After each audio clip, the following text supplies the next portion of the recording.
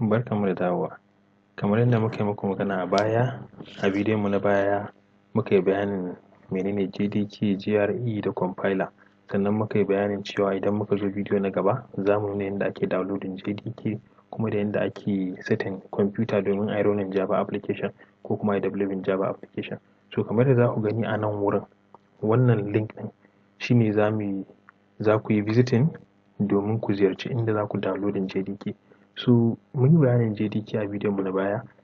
Idan mutum wannan shine zuwan shi na farko bai saurari wannan bayanin ba, kuna da buƙatar ku koma bidiyon mu na baya domin ku fahimci me muke magana akan JDK da sauran abubuwan da muke magana a baya wanda suka shafi Java. So idan kuka yi visiting wannan link ɗin zai ɗauke ku zuwa wannan shafin, wato zai kawo ku zuwa wannan shafin. So a wannan shafin idan kuka lura yana magana akan Java 19 and Java 17 su ne latest edition da ake da su yanzu. So sun kuka yi ƙasa za ku ga muna da operating system guda uku. Mun yi bayanin menene operating system a bidiyon mu na baya. Duk wanda bai saurari wannan bayanin ba kuma bai fahimci me ake nufi da haka ba, yana iya zuwa ya ziyarci bidiyon mu na baya domin ya fahimci me ake nufi da operating system. So wayannan installers ɗin su ne na Windows. Kun gan shi kamar yana akan Windows ba? So za ku yi downloading guda ɗaya a nan wurin ko compress ɗin in mutum compressing yake son compress file yake so.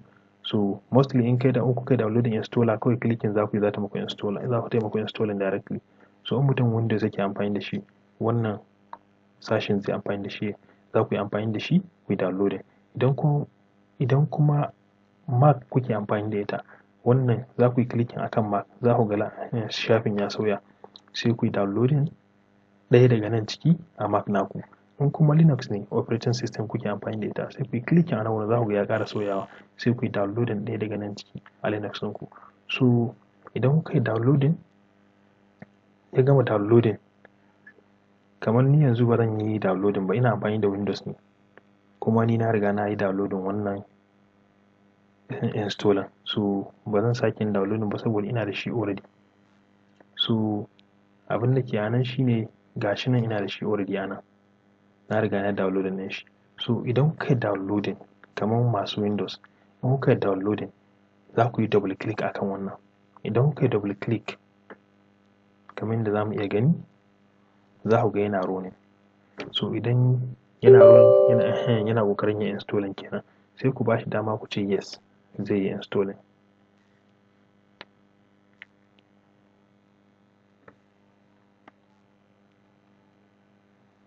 So kamar ni da yake na riga na installing, kun ga suna mun warning, na riga na installing shi, ina son in saki.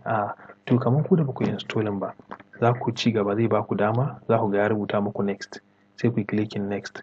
Sannan kuma zai nuna muku cewa akwai license da ya kamata ku yi accepting na Oracle, sai ku yi checking box ɗin. Idan kuka yi checking box ɗin, sai ku yi accepting wannan license ɗin, sai ku danna next. Idan kuka ci gaba da next, za ku ga yana ta running da kanshi, sannan kuma har ya kai inda zai ce muku finish, sai ku danna finish. Da kun danna finish shi kenan.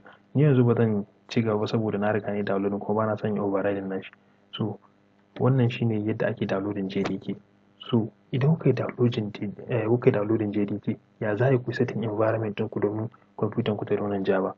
So yanzu abu na farko da za ku fara yi shine ina JDK ɗinku yake wanda kuka yi downloading. To yanzu muna buƙatar mu je mu nemo inda JDK ɗin ya downloading. Yanzu za mu buɗe folder ko ina za ka iya zuwa ka buɗe folder. So za ku iya zuwa ku buɗe folder. To yanzu idan muka buɗe folder ina za mu je? Za mu je local disk ko mu zo computer ko this my PC. Daga nan sai mu je local disk. A local disk ina application da kuka yi downloading kuma kuka yi installing suke storing. Za ku zo program files, suna storing a program files. So idan ka zo program files sai ku nemi ina Java.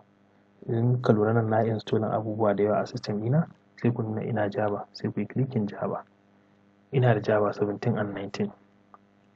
So wannan GRE ne, mun yi bayanin GRE. So sai ku yi clicking, in kun yi downloading 19 ɗin, sai ku yi clicking akan shi. Idan kuka yi clicking ya buɗe, ba nan za ku tsaya ba. Wannan na farko wanda ake kira bin, sai ku ƙara clicking akan shi. Idan kuka yi clicking ya buɗe, sai ku yi clicking a nan sama. Kun ga ya highlighting. Idan ya highlighting sai ku yi Ctrl C ku yi copy, ko Ctrl C ku yi copy, ko kuma right click sai ku yi copy, duk ɗaya ne. idan kuka yi copy a nan wurin, abu na gaba da za ku yi sai ku zo kan wannan kwamfuta ɗin ko kuma this PC sai ku yi right click. Idan kuka yi right click kun ga ya baku option sai ku danna properties. So idan kuka zo properties, so a properties zai baku option. Yawwa, so kun ga ya kawo kan properties da muke nema sai ku je advanced system settings. Nan wurin kenan advanced system settings sai ku yi clicking akai. Idan kuka yi clicking zai buɗe muku nan wurin.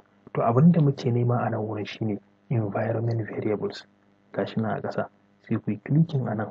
Idan kuka yi clicking, dama muna maganan ya za a yi mai setting pass ne yadda kwamfutar mu za ta yi ronin Java. So sai ku duba akwai abu biyu nan wurin. Ɗaya user variables ne, ɗaya system variables. To ba user variables za ku duba ba, system variables za ku zo sai ku nemo ina path yake, ga path nan wurin. Idan kuka yi clicking path sai ku yi clicking edit. To idan kuka lura nan wurin na yi setting path da yawa na wasu application da nake ronin. So kun gana wannan na Java. To abin da za ku yi setting naku sai ku ce new. Idan kuka zo new, ai mun yi copy path ɗin daga inda muka je muka ɗauko shi ɗazu a Java folder. Sai ku danna Ctrl V ko kuma right click paste. Ctrl V kun ga zai sa muku abin da muka yi copy a baya. Amma ni already ina da shi ba zan yi saving ba. Amma ku da ba ku da shi, idan kuka sa shi sai ku yi clicking OK. Ni tunda ina da shi gashi nan a nan sama ba zan yi sa shi guda biyu ba. Zan yi clicking cancel, amma ku sai ku yi clicking OK. Idan ku yi clicking OK shi kenan ya hau, sai kuma ku yi clicking OK again sai ku ƙara clicking OK.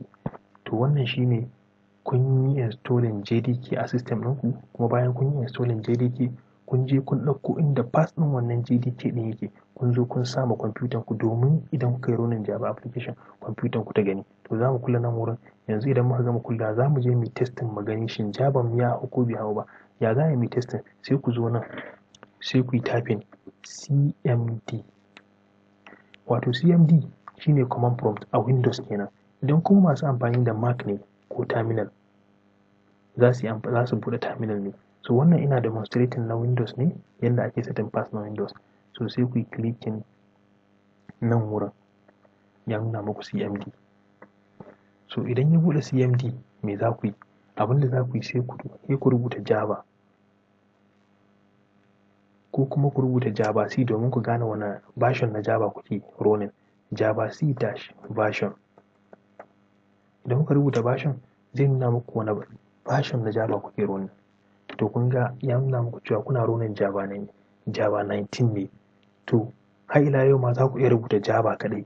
Idan kuka rubuta Java, idan ya ba ku wannan information ɗin, to Java ku ya hau kenan, yanzu za ku iya running Java application akan system ɗin. Amma idan ya ba ku error, to kuna buƙatar koma ƙara fahimtar yadda aka yi setting ɗin wannan Java tun daga downloading na JDK har zuwa ɗauko path ɗin na JDK a sashi a system variables, advanced system settings, system environment variables da kuma system variables. So wannan yana nuna cewa Java ya hau kenan lafiya lau.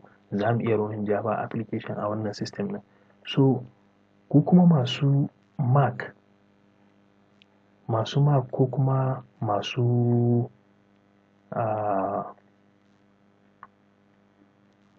Mac ko masu Linux, ya za ku yi setting naku? Masu Mac ko masu Linux, abin da za ku yi masu Mac ko masu Linux, idan kuka yi installing wato JDK ɗinku, kuna buƙatar ku yi exporting wannan kenan. Kuna buƙatar ku yi exporting path, wato path na inda kuka yi installing wannan JDK ɗin naku. To za ku rubuta wannan a terminal, wato export path. Path ɗin shine yana storing a nan wurin, wato /usr/local/jdk da version ɗin /bin/the path. To masu amfani da Mac kenan ko kuma masu amfani da Linux, wannan shine yadda za ku yi setting naku kenan. So a nan muka kawo ƙarshen wannan setting ɗin na yadda ake setting kwamfuta, yadda za ku iya running Java application. A lesson namu na gaba za mu yi running Java application domin mu ga cewa, mu tabbatar da cewa kwamfutan mu ta yi mun yi setting ɗinta lahiya lau, za mu iya building kowane application na Java. Thank you very much. Mun gode. Da Allah ku yi mana subscribe, ku yi mana like kuma ku yi mana share. Mun gode.